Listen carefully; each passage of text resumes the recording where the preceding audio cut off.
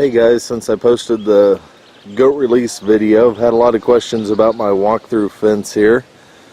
So I'll try to do a quick video on how I constructed this guy. The fence itself it's an electric fence. It comes from Premier One. You can find them online. Great fence. It's temporary, easy to move. It's lightweight, but it'll certainly shock the bejesus out of you. The fence itself, like most people, who wants to walk around the whole fence? I decided to put a walk-through gate. I fabricated the frame myself. The gate itself is a chain link fence. Chain link gate we had laying around is just a 40-inch gate.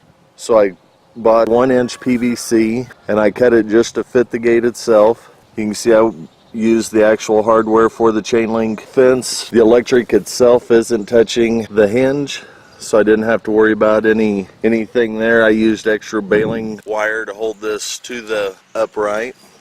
One of the things I did was just put a brick down at the bottom of the gate. That way the gate itself wouldn't sag, and none of the weight is held on those hinges, so it stays pretty stout. The goats have gotten shocked enough on the fence itself, they haven't even tried the gate, which is good. Same way with the LGDs. When I assembled this, have two 90-degree elbows, and what I did was drill a hole.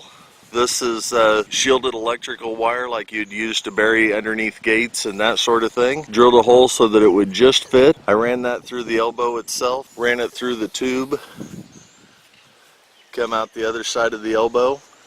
I've actually glued, used normal PVC pipe glue.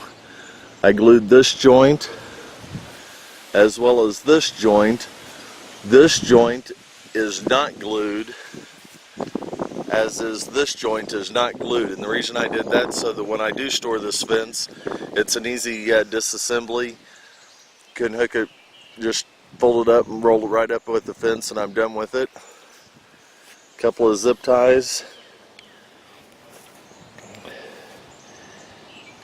Here you can see I've added an automotive connector. Although it's a round lug type connector, it slides right into the connector that comes with the fence itself. It's a nice tight connection, so I didn't have to worry about doing anything there. Plus I didn't want to do anything that's going to alter the fence itself. These are the actual cords that come with the fence attached to the fence. I use that to attach to my PVC pipe.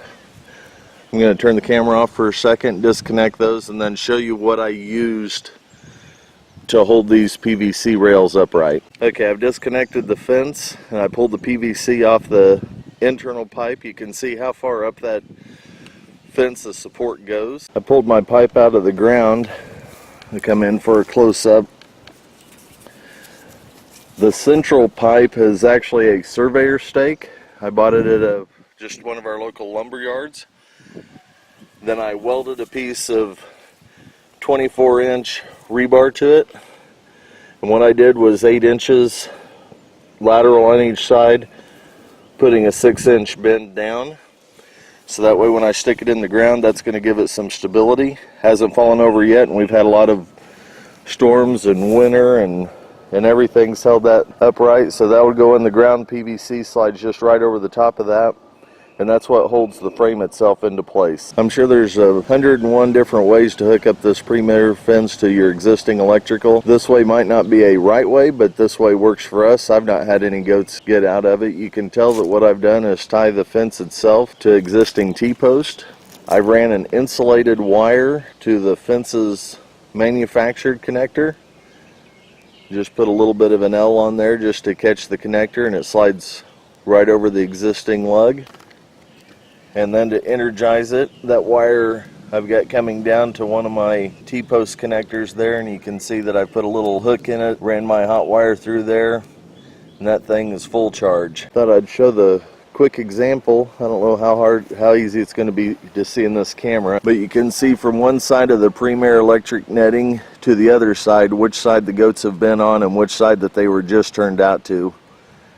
So even though those weeds are pretty high, I'm not going to touch this fence because it's going to zap the bejesus out of me.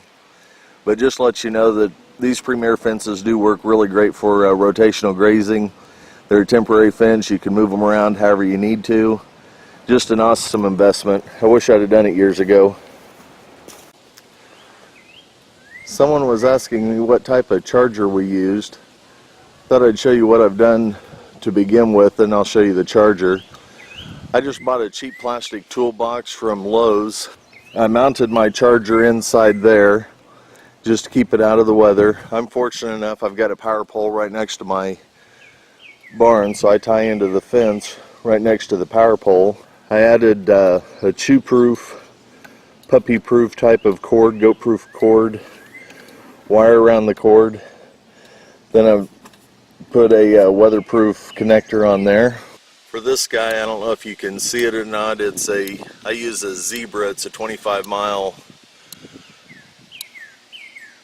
box, but you can see I've got the holes drilled down through the bottom of the toolbox to run the wires. Got the toolbox mounted on another 2x8, and then bolted that to the telephone pole itself, or light pole rather. But this way it just keeps the unit out of the weather, with holes in the bottom in case there's any water that does get in, it gets washed out. The lid itself is actually a rubber seal-proof lid, so it's pretty weather tight. Seems to work for us. For the area that we've got out here, we've only got 6 acres fenced on this part. With 25-mile box, we've only got a half a mile of hot wire. So between that half mile of hot wire around the entire perimeter, and then even our premier fence, we've got more than enough juice. The hot wire that we use is actually only about 8 inches off the bottom, and I don't have to use this to keep, or goats in rather, but I use this to keep my dogs in. I've got one of my LGDs is a digging fool, and she'll dig outside the fence and chase coyotes. Aggravates me, aggravates the neighbors, so I've done that as an anti-digging thing. Using this horse no climb, I don't have to worry about the goats going out anywhere. Then top stranded bob wire. We've never had a goat escape, we've just had Pyrenees escape, so that's why I've got the perimeter wire on there. So hopefully that's answered all the questions. Feel free to message me or comment in the video below if you've got anything else, and I'll help out the best I can. Appreciate your time, and if you like this video, be sure to subscribe.